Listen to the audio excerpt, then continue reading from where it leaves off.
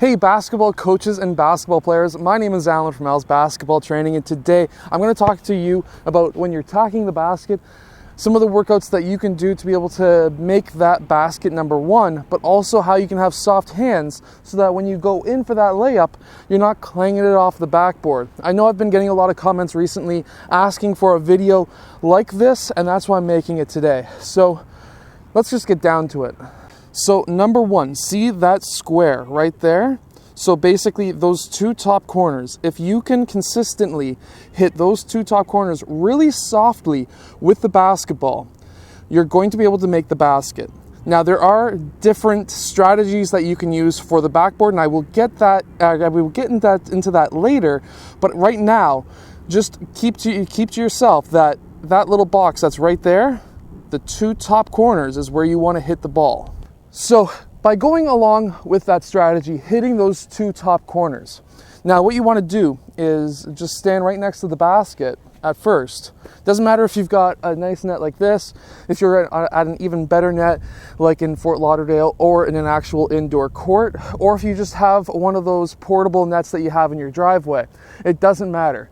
What you want to get is a net that has an actual regular size square, and what you want to do is just stand right next to the basket and try to hit that square. Now I've got a ton of air in my ball, but you want to just hit that really softly, just like that. And the softer you go, almost the better. And you want to keep on hitting that. Now if you hit before it like I just did, that means that it's going to hit off the front of the rim. Now if you hit too far, it's going to go over the rim, but you have to hit it right at that corner and you should be able to get it in. And what you should do is just stand right next to a net for 5, 10, 15, 20 minutes every single day, and you're going to be able to make more layups just because you know how to use the backboard.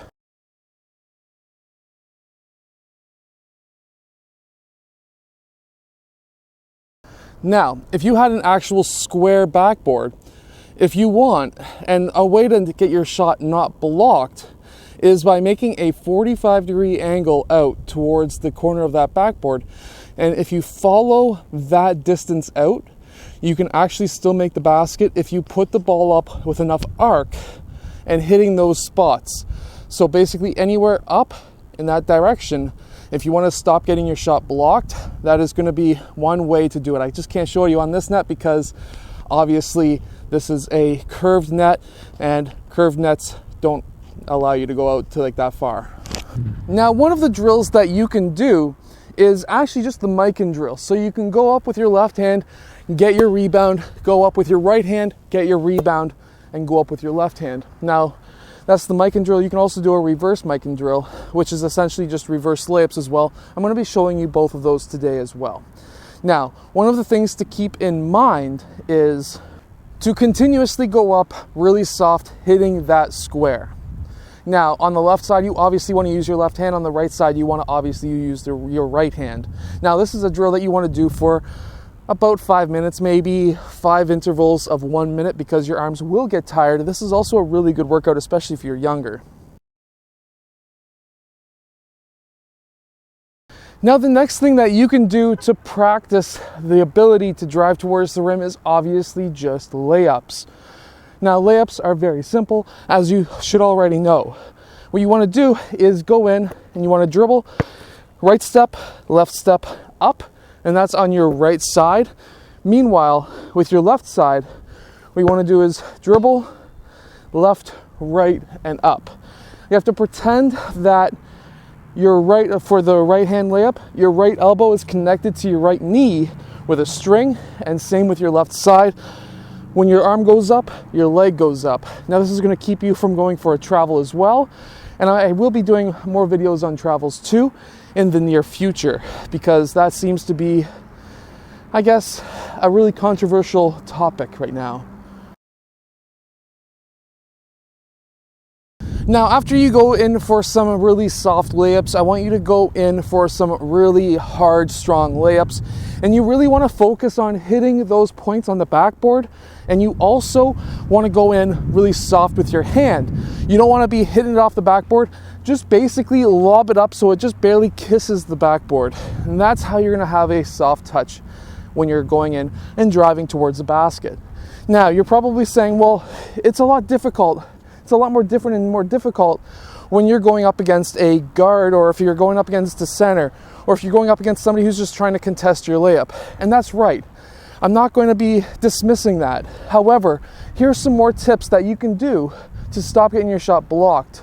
Now, the strategy is the same. You want to just lightly touch that backboard. You want to lightly have the ball kiss the backboard in those spots that I mentioned. Now, if you're going up against a player who's going to try and block your shot, the number one mistake a lot of players make, who even a bigger person like myself weight-wise can still block their shot really easily, and that is when they're driving, they bring the ball down here. Now, this is an area where I'm going to be hacking away every single time. And one reason is I would rather have you shoot a free throw shot as a player than a layup. A layup's a lot easier. So if I get called for a foul, unless I'm near the end of my foul calls that I'm allowed per game, I'm going to be hacking away. If a ball's down here, I'm going to be hacking away every single time. If you bring it up here, I can't hack away. No matter what, it's close to your body, and you've got two hands on it, which means that there's no way that's going to get hacked away without being called a foul. If you bring it out here, it's going to be hacked away very easily. Now, that's number one. By starting up here, you still go up very softly. And you can even go up with two hands as well, all the way to the backboard, and then at the last second go off with one hand. And you can practice this in an empty court. You can practice this with your parents. You can practice this with a friend. Obviously, once social distancing is finished and this coronavirus stuff is gone. But going up, two hands close to the body, and then finishing with one hand, that's going to allow you to not get your shot blocked as much, because again, when it's down here outstretched, I'm hacking away every single time. If it's tight to your body, there's not much I can do.